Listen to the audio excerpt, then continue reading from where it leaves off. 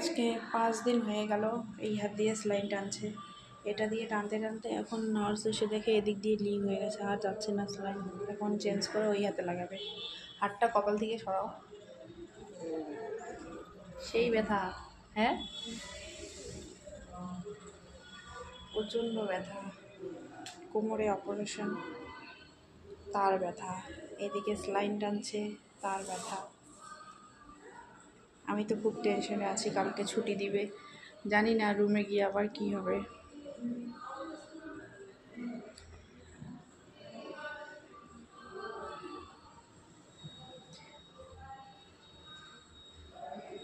সবাই একটু ভগবানের কাছে প্রার্থনা করো যাতে তাড়াতাড়ি সুস্থ হয়ে যায়।